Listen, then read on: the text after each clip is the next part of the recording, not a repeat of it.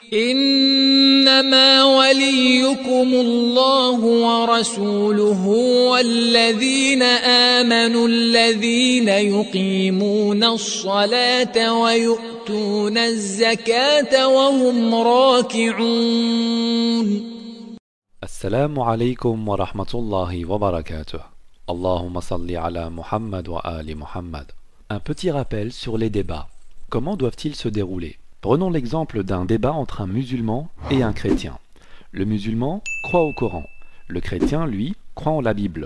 Le sujet du débat est « La viande de porc est-il licite ?» Pour prouver qu'elle est effectivement illicite, le musulman met en avant un verset du Coran. Mais le chrétien, puisqu'il ne croit pas au Coran, ne sera pas satisfait de l'argument. Pour lui, un verset coranique n'est pas une preuve. Donc, pour que le chrétien accepte l'argument, il faut que le musulman mette en avant une preuve qui provient non pas du Coran, mais de la Bible, qui est un livre de référence pour le chrétien.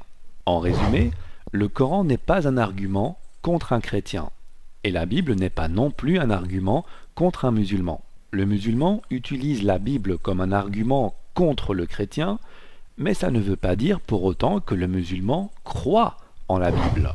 Et c'est exactement pareil pour un débat entre un musulman sunnite et un musulman chiite. Le chiite a ses propres bouquins de référence, qui sont différents de ceux du sunnite. C'est-à-dire que lorsqu'un chiite met en avant des arguments provenant de ses propres livres, le sunnite ne les acceptera probablement pas, puisque les livres de référence chiites ne font pas partie des croyances des sunnites. Dès lors, pour que le sunnite accepte l'argument du chiite, la preuve que fournit le chiite doit provenir d'un ouvrage de référence sunnite. Un ouvrage donc auquel le sunnite croit. Et s'il est sincère, il acceptera cette vérité qui est la sienne. Bien.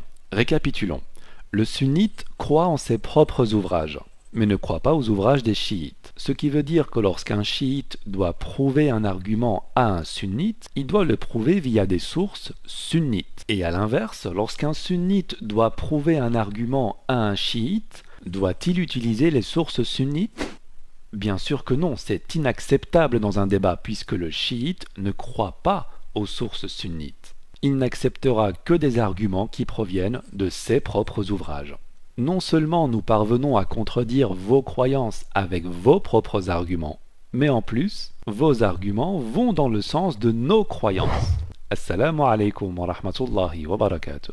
Allahumma salli ala Muhammad wa ali Muhammad.